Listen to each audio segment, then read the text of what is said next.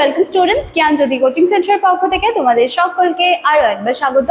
আলোচনা করবো আজকে আমরা role of family in socialisation, মানে কি সামাজিকীকরণে পরিবারের ভূমিকা, তাই তো? আচ্ছা, তো এটা নিয়ে আজকে আমাদের ক্লাস বা আলোচনার বিষয় NEP third semester major paper 3 থেকে কিন্তু এই টপিকটি রয়েছে। তো চলো ক্লাস বা আলোচনার বিষয়ে যাওয়ার আগে একটুখানি বলে দিই, তোমরা যারা চাইছো আমাদের সাথে যোগাযোগ করতে, বোর্ডের কর্নারে দুটো কন্ট্যাক্ট নাম্বার দেখতে পাচ্ছ, 70763986066295916282। নাম্বার দুটি হলো আমাদের জ্ঞানজ্যোতি কোচিং সেন্টারের অফিসিয়াল হেল্পলাইন নাম্বার। যে কোনো একটি নাম্বারে কল করে তোমরা কিন্তু সরাসরি আমাদের সাথে যোগাযোগ করে নিতে পারছো। এছাড়াও থাকলো কোর্স ফির বিষয়টা, মেজর স্টুডেন্টসরা যারা তোমরা রয়েছো তোমাদেরকে পে করতে হবে মাত্র 1299 টাকা এবং মাইনর স্টুডেন্টসদেরকে পে করতে হচ্ছে 699 টাকা। এই হলো কিন্তু পুরো কোর্স ফির গল্প। এছাড়াও কারোর কোনো ডাউটস বা কোয়ারিজ থেকে থাকলে বোর্ডের কর্নারে দেওয়া নিচের দিকে দেওয়া দুটি নাম্বারের মধ্যে যে কোনো একটি নাম্বারে কিন্তু কল করে নেবে। চলো তাহলে আর বেশি কথায় যাচ্ছি না, আলোচনার বিষয়ে ফিরে আসা যাক। তাহলে সোশ্যালাইজেশন বা সামাজিকীকরণ কি এই বিষয়টা? চলো, সামাজিকীকরণ হচ্ছে একটি জীবনব্যাপী প্রক্রিয়া, যেখানে কি থাকবে, যেখানে মানুষ সমাজের মধ্যে থাকতে গেলে সমাজের যে নিয়ম কানুনগুলো রয়েছে সেগুলোকে আয়ত্ত করে। একদম সোজা বিষয়। সামাজিকীকরণ কি? মানুষ সমাজে থাকতে গেলে যে নিয়মগুলো মেনে থাকতে হবে সেটাই সামাজিকীকরণ, একদম সোজা। এই প্রক্রিয়ার ফলে একজন ব্যক্তি সমাজের একজন কি বলবো যে রেসপন্সিবল মেম্বার হয়ে ওঠে, তাই তো? আর কি মূল্যবোধ তথা সংস্কৃতি শেখার প্রধান মাধ্যম হলো এই সামাজিক মিথস্ক্রিয়া। ব্যক্তিত্ব গঠনে এবং সমাজের সাথে খাপ খাইয়ে নিতে এই সামাজিকীকরণ কিন্তু গুরুত্বপূর্ণ ভূমিকা পালন করে, তাই তো? সমাজে টিকে থাকাও কিন্তু এক ধরনের লড়াই। তাহলে সামাজিকীকরণ কি করে? সেগুলোকে শেখায়।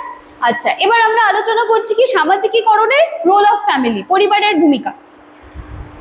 তো দেখো, জীবনের প্রথম স্কুল আমরা কাকে বলি? জীবনের প্রথম স্কুল হচ্ছে আমাদের বিদ্যালয় এবং প্রথম শিক্ষিকা কি? আমাদের মা, তাই না? আচ্ছা চলো, তাহলে জীবনের প্রথম স্কুল তথা বিকাশের কেন্দ্রবিন্দু। দেখো, শিশু সামাজিকীকরণে সবচেয়ে শক্তিশালী এবং প্রাথমিক মাধ্যম হলো তার পরিবার। কারণ জন্মের পর থেকেই বাচ্চা বেসিক জিনিসগুলো ফ্যামিলির থেকে শেখে, তারপর আস্তে আস্তে বিদ্যালয়ে পার করে হাইয়ার স্টাডিজ, সেগুলো কমপ্লিট করে সমাজে টিকে থাকার লড়াই, এই তো। আচ্ছা, পিতা মাতা পরিবারের অন্যান্য সদস্যরা শিশুর আদর্শ হিসেবে কাজ করে, যাদের অনুকরণ করে শিশু তার চারপাশে জগৎকে চিনতে শুরু করে, তাই না? ছোটবেলায় বাচ্চারা কিন্তু বাড়িতে দাদু ঠাকুমা থাকলে তাদেরকে দেখেন, মা বাবাকে দেখেন যে তারা কি করে বড়দের সাথে কথা বলে, কি করে বিহেভ করে, কি করে বড়দেরকে সম্মান করতে হয়। এই জিনিসগুলো বাচ্চারা কিন্তু একদম শুরুতে ফ্যামিলির থেকে দেখে দেখেই শেখে। আচ্ছা, সামাজিকীকরণে মূল উপাদান, তাহলে মূল উপাদানগুলোর মধ্যে কি কি চলে আসছে? মূল্যবোধ, বিশ্বাস এবং রীতিনীতি। মূল্যবোধের মধ্যে রয়েছে পরিবার শিশুদের সততা, সম্মান, সহমর্মিতা, ন্যায় বিচারের মতো মৌলিক গুণাবলীগুলো শেখায়, যা আদর্শ চরিত্র গঠনে সাহায্য করে। তাহলে বিদ্যালয়ের আগেও কিন্তু পরিবার নামক যে বিদ্যালয়, সেটাই কিন্তু বাচ্চাদেরকে শেখায় যে কি করে বড়দেরকে সম্মান করতে হয়, ছোটদের ভালোবাসতে হয়, অনেস্ট থাকতে হয়, তারপরে সহমর্মিতা, ঠিক আছে, এই জিনিসগুলো, বা কারোর সাথে অন্যায় না করা, এই জায়গাগুলো কিন্তু পরিবার সবার প্রথম আমাদেরকে শিখিয়ে দেয়। তারপর চলে আসে বিশ্বাস, যেখানে রয়েছে ধর্মীয় অনুশাসন, আধ্যাত্মিকতা এবং সমাজের প্রচলিত যেই বিলিফগুলো রয়েছে সেগুলো শিশু কিন্তু পরিবারের সদস্যদের মধ্যে থেকেই প্রথমে জানতে পারে। যে বাড়িতে মনে করো কোনো অনুষ্ঠান হচ্ছে, তো বাচ্চা প্রথমবার দেখবে, সে নিশ্চয়ই তাদের বড়দের জিজ্ঞেস করবে যে এটা কেন, এই রিচুয়ালসটা কেন হয়। তো বড়দের থেকে জানতে পারবে যে হ্যাঁ, এটা কালচারে রয়েছে, এটা সংস্কৃতিতে রয়েছে, এগুলো করতে হয়, এগুলো আমাদের বিলিভস রয়েছে এগুলোতে, তাই না? আচ্ছা, তারপরে চলে আসলো রীতিনীতি, কিভাবে বড়দের শ্রদ্ধা করতে হয়, বা খাবার খেতে হয় কি করে, একসাথে মিলেমিশে শেয়ার করতে হয় কি করে সকলের সাথে, এগুলো সমস্ত কিছু কিন্তু সামাজিকীকরণের মূল উপাদান। আচ্ছা, তারপরে চলে আসে আবেগিক বিকাশ। আচ্ছা, ছবিটা একটু ইগনোর করবে, ভুল করে মাদার্স ডের ছবি চলে আসছে। চলো, ভালোবাসা ও নিরাপত্তা কি বলা হচ্ছে? পরিবার একটি শিশুকে নিঃশর্ত ভালোবাসা, স্নেহ, মানসিক নিরাপত্তা প্রদান করে, তাই তো? বাচ্চা সব থেকে বেশি সেফ ফিল কোথায় করে? বাড়িতে ফিল করে, তাই না? তার সব থেকে সেফেস্ট প্লেস। আচ্ছা, তো এই নিরাপদ পরিবেশে শিশুর মানসিক বিকাশের শক্ত ভিত্তি তৈরি হয়। যে সকল শিশু পারিবারিক সুদৃঢ় মেন্টালি সাপোর্ট পায় তারা কিন্তু মানে কি বলবো যে ক্যারেক্টারের দিক থেকে ভীষণ স্ট্রংলি গ্রো করে, এবং যেসব বাচ্চারা এই জিনিসগুলো পায় না তারা কিন্তু দেখা যায় যে সেই স্ট্রংলি কিন্তু তারা গ্রো করতে পারে না, তাই তো? তো ফ্যামিলির ভূমিকা কিন্তু রয়েছে। এবার চলে আসি আমরা ভাষা ও যোগাযোগ দক্ষতা, যেখানে শিশু তার মাতৃভাষা শিখবে ফার্স্ট কার কাছ থেকে, তার পরিবারের কাছ থেকে শিখবে, মাদার টাং যেটা রয়েছে। মুখের বোল ফোটার থেকে শুরু করে শব্দ গঠন, বাক্য রচনা সমস্ত কিছু তার পরিবারের থেকেই শিখবে সবার প্রথম। তারপরে রয়েছে যোগাযোগের ধরন, তার মানে কি কমিউনিকেশন, কি করে আমরা অন্যদের সাথে মার্জিত ভাবে কথা বলবো, মানে ভীষণ পোলাইটলি কথা বলবো, ঠিক আছে? অন্যের কথা কি করে আমাদেরকে মনোযোগ দিয়ে শুনতে হবে, নিজের কথাটা সুন্দর করে বলতে হবে, নিজের অনুভূতি প্রকাশ করতে হবে, অন্যের অনুভূতি বুঝতে হবে। তো এই সমস্ত কিছু কিন্তু আমরা ফ্যামিলির থেকেই শিখে থাকি।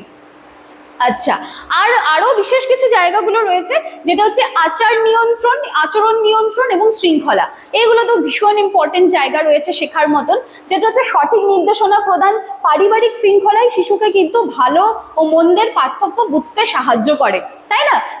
কোন জিনিসটা ভালো, কোন জিনিসটা খারাপ, কোনটা করলে ভালো হবে, কোন জিনিসটা করলে খারাপ হবে, এগুলো কিন্তু আমরা একদম ফ্যামিলির থেকে শিখে আসি ছোটবেলার থেকে। আর কি ভুল ত্রুটি সংশোধন, ভুল করলে পরিবার কি করবে, পরিবার সেগুলোকে শুধরে দেবে এবং তাকে শিখিয়ে দেবে যে না এটা তো ভুল হয়েছে, তাহলে সঠিক বিষয়টা এটা, তুমি এভাবেই কিন্তু এরপর থেকে আচরণ করবে। এগুলো একদম বেসিক জিনিস, এখানে পড়ার কিছু নেই, একটু ভালো করে আমার ভিডিওটা দেখবে, হাফ কনসেপ্ট এখানেই ক্লিয়ার হয়ে যাবে। আচ্ছা, দায়িত্ববোধ জাগ্রত করা। আচ্ছা হ্যাঁ, এই জায়গাটা ইম্পর্টেন্ট রয়েছে।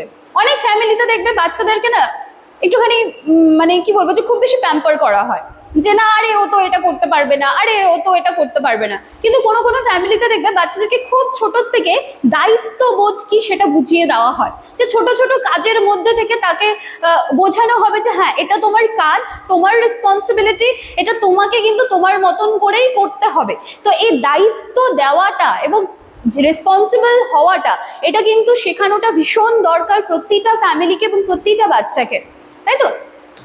আচ্ছা, শিশুর বিকাশের প্রভাবের অনুপাত। আচ্ছা, এবার দেখবো যে শিশুর যে ডেভেলপমেন্টটা হচ্ছে সেখানে কার কত পার্সেন্ট কন্ট্রিবিউশন রয়েছে। ফ্যামিলির তো দেখো সব থেকে বেশি রয়েছে 60%, তাই না? বিদ্যালয়ে 20%, দেন হচ্ছে আমাদের পিয়ার্স গ্রুপ যেটা বন্ধু মহল রয়েছে শুধুমাত্র 15%, এবং গণমাধ্যমের থেকে অনলি 5%, তাই না? এভাবে রয়েছে, এই বিষয়টাকে ডিস্ট্রিবিউট করা হয়েছে। তো এই ছিল আজকে আমাদের ক্লাস বা আলোচনার বিষয়, সামাজিকীকরণের রোল অফ ফ্যামিলি বা ফ্যামিলির পরিবারের ভূমিকা।